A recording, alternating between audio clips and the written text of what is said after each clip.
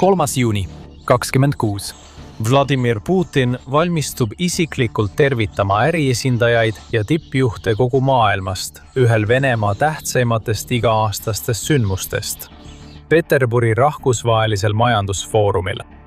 Kuid Ukraina mehitamata õhusõidukite, droonide parv on teel, et pidu rikkuda.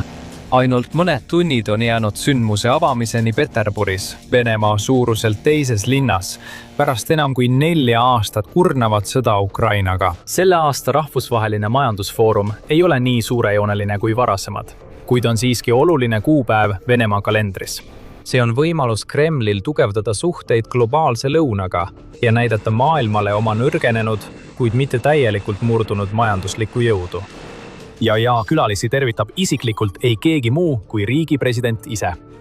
Vladimir Putin ei tea aga, et see 26 sündmus jääb ajalukku kui sümbol, mitte Venemaa jõu ja võimu näitamise sümbolina, vaid täieliku alanduse sümbolina. Rohkem kui 1000 kilomeetri kaugusel Ukraina territooriumil jälgivad piloodid ja meeskonnad oma ekraane, kui nende ründedroonid lähenevad sihtmärkidele. Valmis lööke andma Venemaa kõige olulisema majandusliku ja sõjalise infrastruktuuri pihta, arvab Putin, et ta on Peterburis turvaliselt. Ta usub, et see on rindest piisavalt kaugel, et mitte tunda oma sõja otseseid tagajärgi Ukrainaga. Ta saab kohe teada, kui valesti ta eksib. Selles Venemaa ja Ukraina sõja etapis on olukord üsna dramaatiliselt muutunud. See, mis algas 2022 aastal Venemaa jaoks eeldatava lihtsa võidukäiguna, oli kiiresti muutunud kurnavaks ja kulutavaks konfliktiks. Kiev osutus palju raskemini vallutatavaks, kui Kreml kunagi oli ette kujutanud. Aastate möödudes kadus Venemaa hoog aeglaselt, kuid kindlalt. Samas tema vastane, keda toetas kiiresti arenev kodumaine kaitsetööstus ja tohutu toetus liitlastelt üle kogu lääne maailma, muutus järjest tugevamaks. Ja 26. aasta maiks oli tõusuteel hoopis Ukraina, mitte Venemaa. See ei põhjustanud mitte ainult rohkem kaotusi, kui Venemaa suutis taluda. See ei piirdunud vaid vaenlase rindejoone rünnakute aeglustamisega ja isegi kaotatud maa-alade tagasivalutamisega rindel. See korraldas ka üha laastavamat ja edukamat süvalöövi kampaaniat sihtmärkide vastu, okupeeritud aladel ja kaugemalgi. Iga mööduva nädalaga ilmus üha rohkem teateid selle kohta, kuidas Ukraina õhkis ja süütas erinevaid vaenlase varasid, sealhulgas mõningaid Venemaa suurimaid naftarafineerimistehaseid, laskemoonaladusid, lennubaase ja õhutõrjesüsteeme. Ja iga uue rünnakuga kasvas paranoia Kremlis, jõudes isegi sinnamaani, et Vladimir Putin hakkas end peitma maa-alustesse punkritesse, kartes oma elu pärast. Ning oli peaaegu valmis tühistama oma kuulsa võidupäeva paraadi Moskva Punasele väljakul. Lõpuks toimus see üritus siiski, kuigi palju tagasihoidlikumal kujul. Ning Ukraina president Volodõmõr Zelenski kirjutas naljatledes alla valele dekreedile ja lubas, et ei riku Vladimir Putini erilist päeva oma droonide ja rakettidega. Aga see ei tähendanud, et Ukraina oleks hoogu maha võtnud. Mujal jätkasid Ukraina väed infrastruktuuri hävitamist, tuues sõja kogu raevu otse Vene elanike kodudeni ja lubades suurendada oma rünnakute sagedust ja intensiivsust. Kuni juuni alguseks ei olnud saavutatud vastuvõetavat rahulepet, tundus Putin olevat vaid vari oma endisest minast. Ning ta lootis rahvusvahelisele majandusfoorumile, mida majandusteadlased kutsuvad Venemaa Davoseks, et lõpuks taastada osa oma uhkusest ja väärikusest. Tema isiklik prestiiž oli kaalul, kui ta valmistus vastu võtma välistignitaarseid, miljardäre ja ettevõtete delegatsioone sellistest kohtadest nagu Saudi Araabia. See oli tema võimalus asjad vähemalt mingil määral taas õigesse rööpasse saada. See oli võimalus levitada oma narratiivi mitte ainult Moskva tänavatel, vaid ka rahvusvahelisel tasandil. Et näidata, et Venemaa sõjamajandus polnud nii nõrk ja väsinud, nagu lääs väitis. Et nende sanktsioonid ei toimi ja sõda kulgeb täpselt plaanipäraselt. Ukraina jaoks oli see aga samuti võimalus. Võimalus oma eelist rõhutada. Võimalus näidata oma sõjalist jõudu palju suuremale ja mitmekesisemale publikule kui tavaliselt. Kui see suudaks rünnata Peterburi.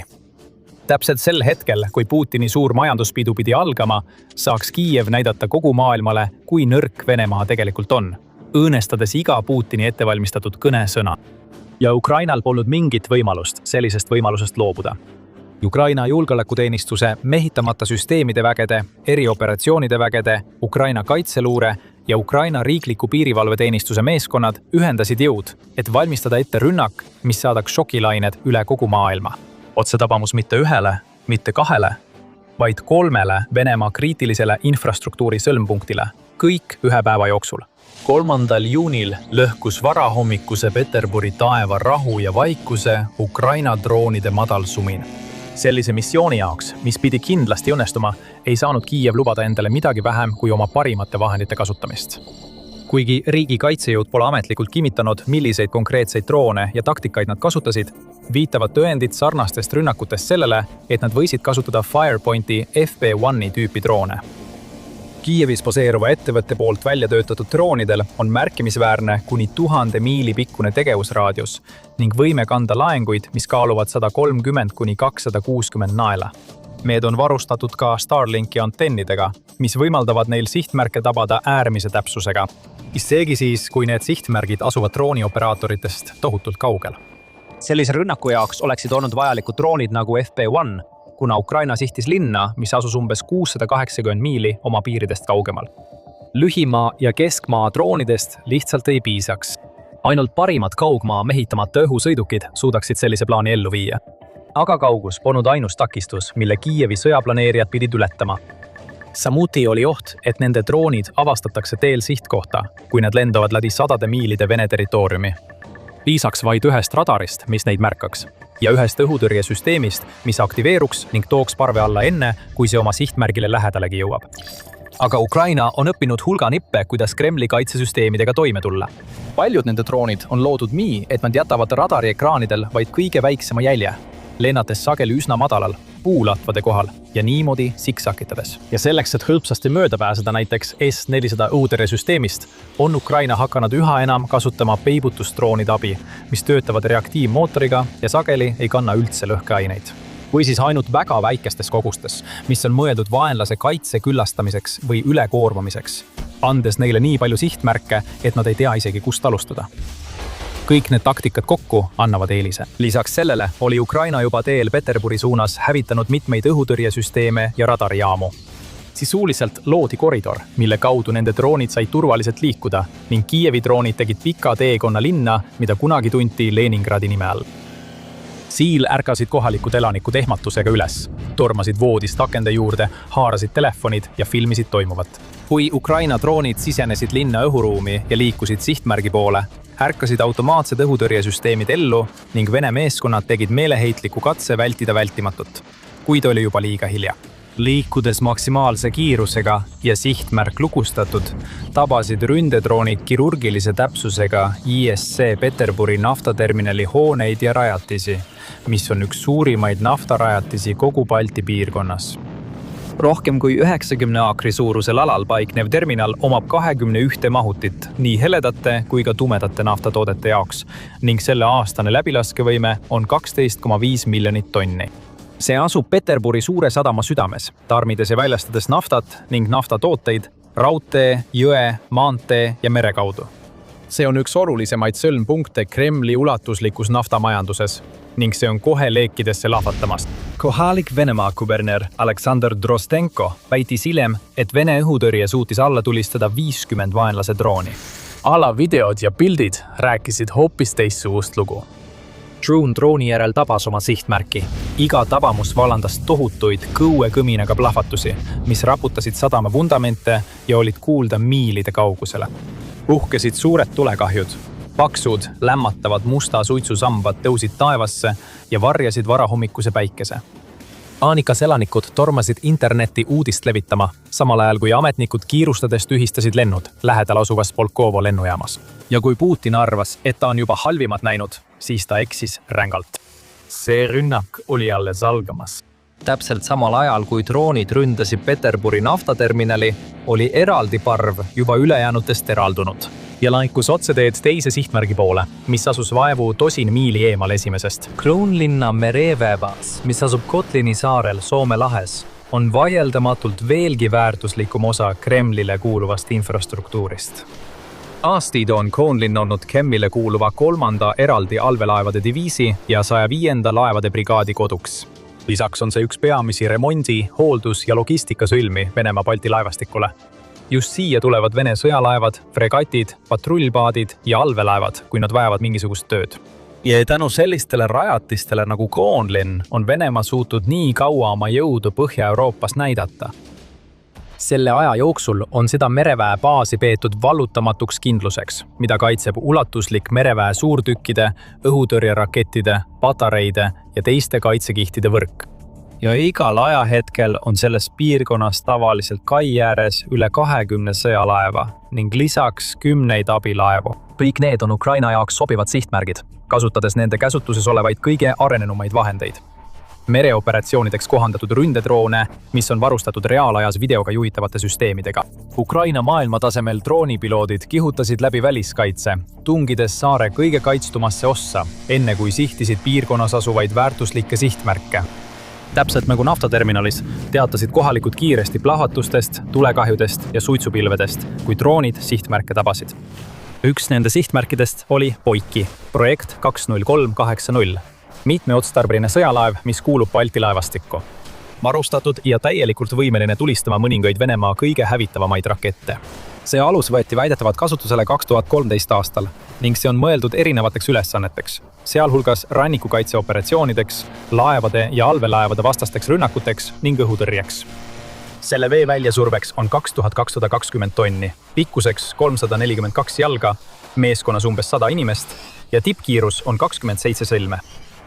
Relvastuses on 100 mm kahur, A190 mere suurtükk, Uraali laevatõrjeraketid, Raidut õhutõrjesüsteem, pakett NK allveelaevatõrjesüsteem ja isegi KA-27 helikopter omaenda angaariga. See ei ole lihtsalt patrull-laev, vaid tõsine sõjalaev, kuid see ei suutnud üldse Ukraina parve vastu midagi teha. Kõik juhtus silmapilkselt, enne kui maapealne personal üldse aru sai, mis toimub. Ukraina droonid ründasid Boiki mitmest suunast. Satelliidipildid ja lähedal asuvast kailt filmitud videod näitasid tulekahjusid ja suuri kahjustusi laeva ülastruktuuris. Täiendavatest tulekahjudest ja plahatustest teatati ka mujalt piirkonnast ning on võimalik, et veel laevu võidi tabada, kahjustada või isegi hävitada. Igal juhul oli Balti laevastik saanud tõsise löögi ja rünnakud polnud veel lõppenud. Kui Balti rannik põles, ründas veel üks Ukraina süvarünnakuüksus Venemaa sisemaad. Umbes 370 miili rindeliinist eemal Tambovi piirkonnas asub Mitšurinski linn. See linn ei pruugi kaardil palju välja näha, kuid siin asub oluline sõjaline infrastruktuuriobjekt. Progressi kaitsetehas, suur ja hästi valvatud tööstuskompleks, kus toodetakse mõningaid kõige olulisemaid komponente, mis hoiavad Kremlit sõjamasinat töös. Ukraina enda kaitse- ja luureteenistuse GUR sõja- ja sanktsioonide andmebaasi andmetel. See on koht, kus Venemaa toodab navigatsiooniseadmeid ja geodeetilisi instrumente, mis võimaldavad tema rakettidel sihtmärke nii edukalt tabada. Oluline on see, et see varustab MP95 sensoreid, mis on elutähtsad KH-1 õhust lastavate tiibrakettide jaoks, samuti GMS-01. T-gyromootoreid kasutatakse KH-59M2 ja KH-59M2A juhitavates rakettides. Vene õhutõrje sõltub samuti Progressi tehasest. See toodab elektrimootoreid ja gyroskoope, mida kasutatakse Pantsir S1 õhutõrjesüsteemis. Seega on see erakordselt oluline asukoht Vene armee jaoks. Ainult tänu sellistele tehastele suudab riik jätkuvalt toota rakette nii suures koguses ja kasutada neid linnade, asulate, sõjaväeobjektide ja tsiviilinfrastruktuuri pommitamiseks. Kogu Kiievi ulatuses, alates rindejoonest kuni Kiievini ja kaugemalegi, on need mootorid, mis veavad Venemaa jõudemonstratsiooni.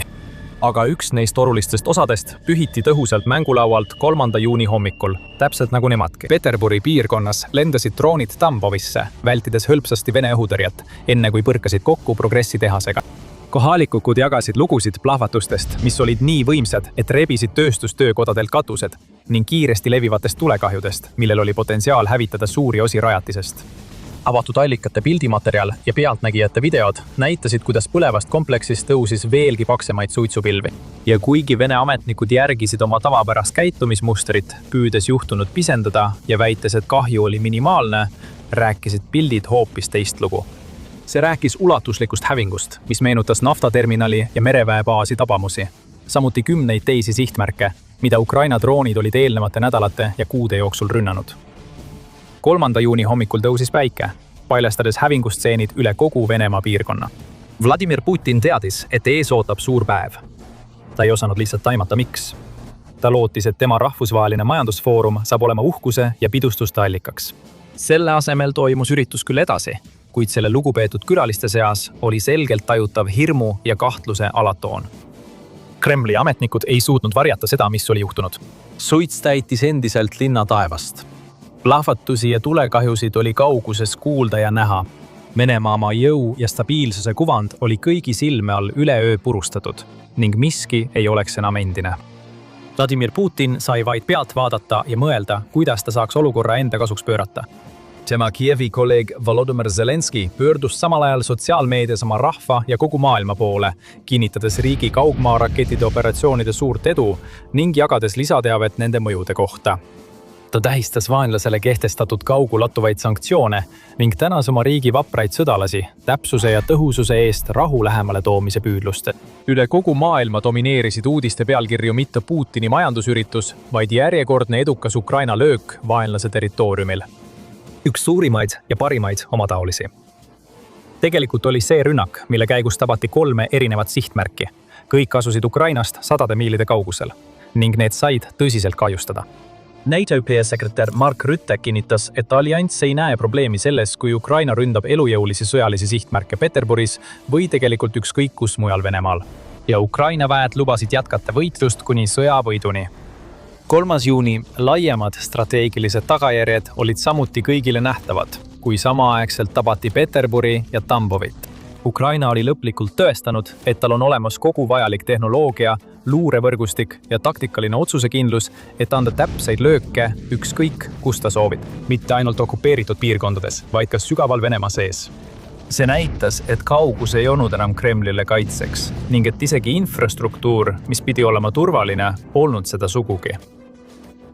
Ukraina saatis ka sõnumi Putinile, et tal pole kohta, kuhu peituda, pole kohta, kuhu taanduda, pole kohta, kus ta võiks loota rahu leida. Ja see polnud esimene kord, kui Ukraina oli sooritanud julge rünnaku sügaval Venemaa territooriumil.